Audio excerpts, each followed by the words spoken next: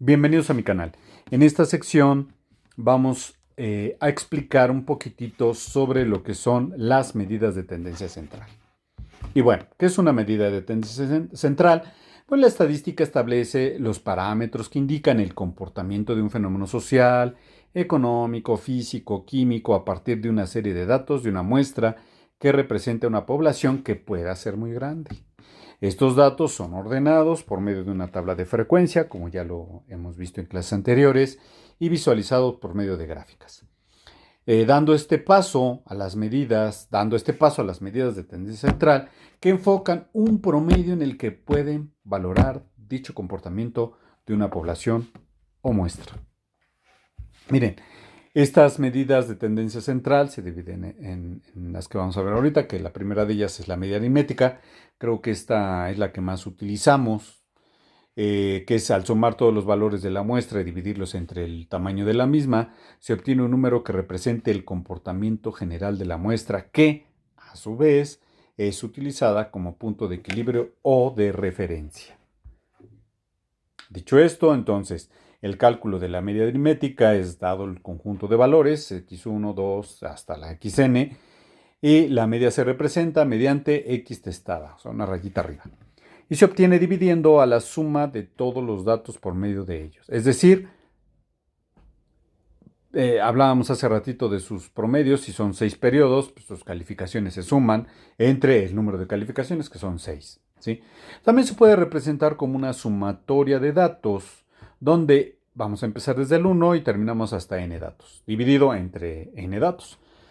Otra situación o una característica interesante aquí es la interpretación de la media como centro o punto de equilibrio de los datos que se apoyan en una propiedad que afirma que la suma de las desviaciones siempre va a dar igual a 0. Mire, para que me entiendan, la curvita que tenemos atrás se llama campana de Gauss. Bueno, ahí en nuestra presentación. Si ustedes le dividen, le ponen o se imaginan que están dividiendo una raya en medio y toman de esta raya en medio el punto igual del de en medio y trazan una línea hacia la derecha y una línea hacia la izquierda. Estas dos líneas, si son igualitas y las suman, porque una va a ser negativa y la otra positiva, nos va a dar 0. Esto significa que la media aritmética exactamente está en el punto más alto de nuestra campana, ¿sí? Y que está perfectamente en equilibrio. Eso sería, digamos que, al sumar las desviaciones estándar. Que también más adelante van a ver ustedes qué es esto de la desviación estándar y cómo se calcula.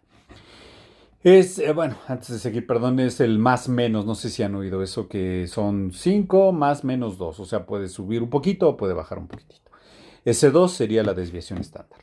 Bueno, la media aritmética de un conjunto de datos es el cociente entre la suma de todos los datos y el número de estos. Por ejemplo, aquí tenemos las notas de Juan de la universidad, son 50, 60, 40, 70, 80, 40, 60.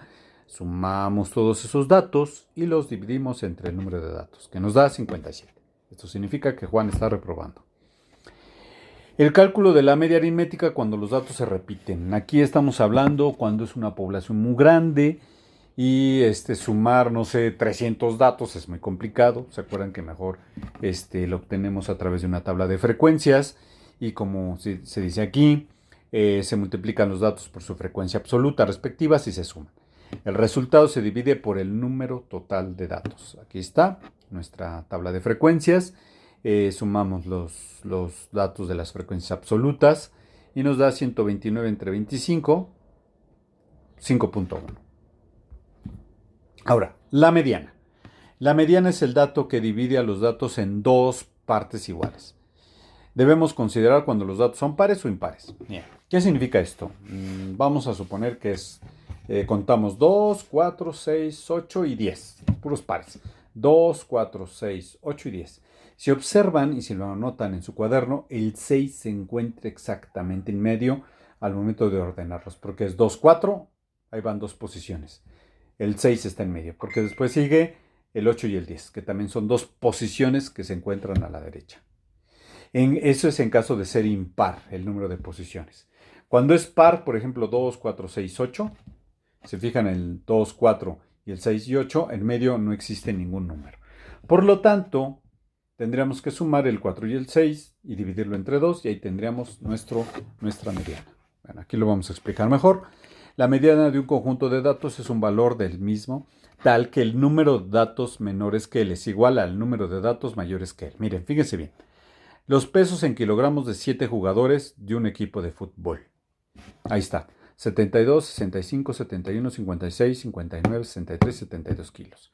Ordenamos los datos. 56, 59, 63, 65, 71 y 72. Y 72. Fíjense bien, el 65 se encuentra exactamente en medio. Esa es la mediana. 56, 59 y 63 son 3 datos. 71, 72 y 72 son otros 3 datos. ¿Sí? Entonces el 65 es la mediana.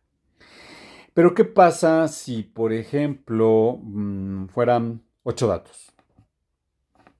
Como abajo. 56, 57, 59, 63. 65, 71, 72, 72. Si se fijan, no hay un dato exactamente en medio. Entonces lo que se hace es obtener los dos que se encuentran en medio, 63, 65, se divide entre 2 y el 64 sería la mediana. Tenemos también otra medida de tendencia central, que es la moda. Es el valor más frecuente en una serie de datos y tiene la ventaja de que, con solo una inspección al número de frecuencia absoluta máxima, puede estimarse el comportamiento de la muestra. Entonces, ese es el dato que más se repite. La moda de un conjunto de datos es el dato que más se repite, como habíamos comentado. Por ejemplo, aquí, una zapatería ha vendido en una semana los zapatos que se reflejan en la siguiente tabla. El número de calzado es 38, 39, 40, 41, 42, 43, 44, 45. El número de personas, ahí está, 16, 21, 30, 35, 29, 18, 10 y 7. Y fíjense bien, con la mera inspección, 35 personas compraron el calzado. Entonces, la moda, en este caso, es el 41 porque es el dato que más se repite. Y otras medidas de posición son el cuartil, el quintil, decil y percentil, que también más adelante abordaremos. Los cuartiles, deciles, percentiles son los números que dividen un número de datos en partes iguales. Por esta razón, los cuartiles dividen a los datos en 4 partes iguales, los quintiles los dividen en 5 partes, los deciles en 10 partes y los percentiles en 100 partes. En datos no agrupados, para calcular cada uno de ellos, se utilizan las siguientes expresiones, que reitero, también más adelante lo veremos. Pues bueno, jóvenes, esto sería todo. Espero te haya gustado el video.